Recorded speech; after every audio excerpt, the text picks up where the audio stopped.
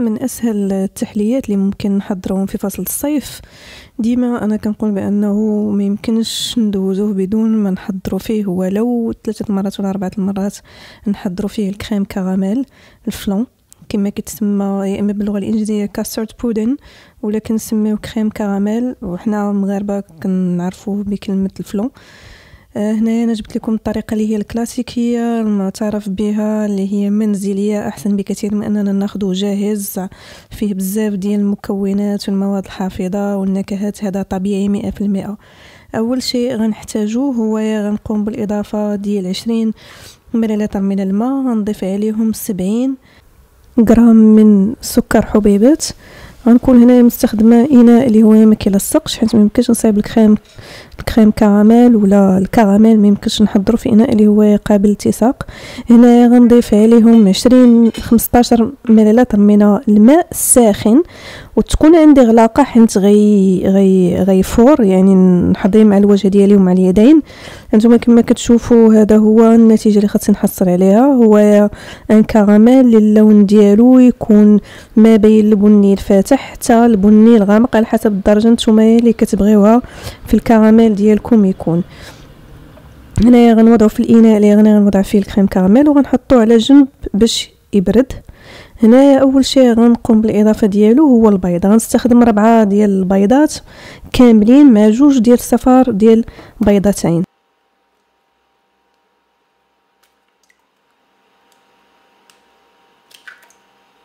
هنايا كما كتشوفوا نهرس 4 ديال البيضات كما قلت في الاول كاملين، ونضيف عليهم 2 ديال صفار بيضتين، يعني اون توتال 6 بدون بياض ديال بيضتين.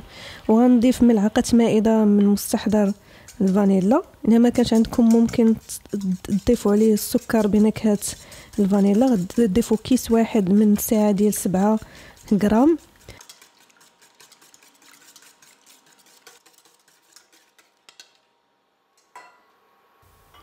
في اناء اخر غنقوم بالاضافه ديال 380 ملل من الحليب معاهم 80 ملل من القشده الطريه. الا ما كانش عندكم غتقوموا بالاضافه ديال 420 ملل ديال الحليب. غير القشده الطريه كتعطينا واحد القوام اللي هو احسن. وغنضيف 70 غرام من السكر وغنحرك الكل مزيان حتى يذوب ليا داك السكر. هنا ما نحاولش انني نفيض الحليب، غير يوصل ديك الدرجه ديال الحراره ديال السخونيه وغنحيدو.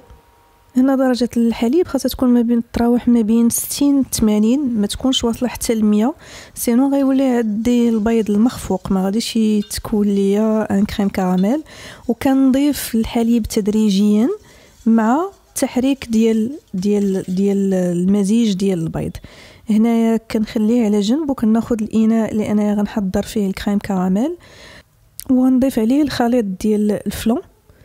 ما تخافوش هذاك الكراميل اللي كاين لتحت راه ما غاديش يذوب وما غاديش يتخلط مع هذا المزيج كامل، راه غيبقى لينا في التحت ديال الاناء.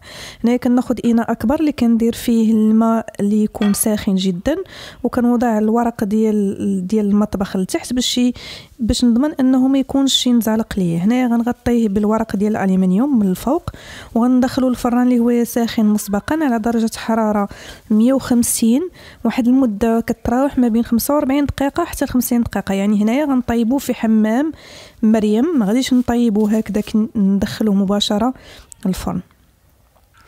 هنا من بعد ما كملت الطهي ديالو خرجته من الفرن مباشره باش نتاكدوا من انه كمل الطهي ديالو الاستواء ديالو في الفرن، وانه مني كنحركوه خاص يبان لينا بانه كيتحرك ولكن ما يكونش سائل، يكون متماسك كقوام، يكون عنده نفس القوام ديال الجيلي اللي كنتو فايتين وحضرتوه لكليتو، يعني كيكون رخو ولكن متماسك مع بعضياته.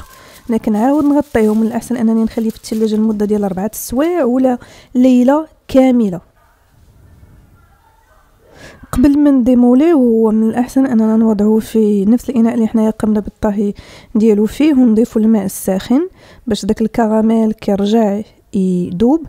هنا انا مسبقا قطعت منه قطعه وقمت بالقلب ديالو الاناء ديال التقديم.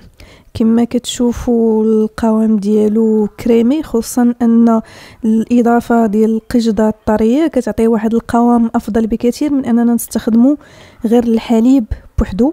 وحنا ما استخدمناش كميه كبيره ديال القشده الطريه، استخدمنا تقريبا 80 ملل. الا ما كانش عندكم راه كنعوضوها بنفس المقدار ديال الحليب.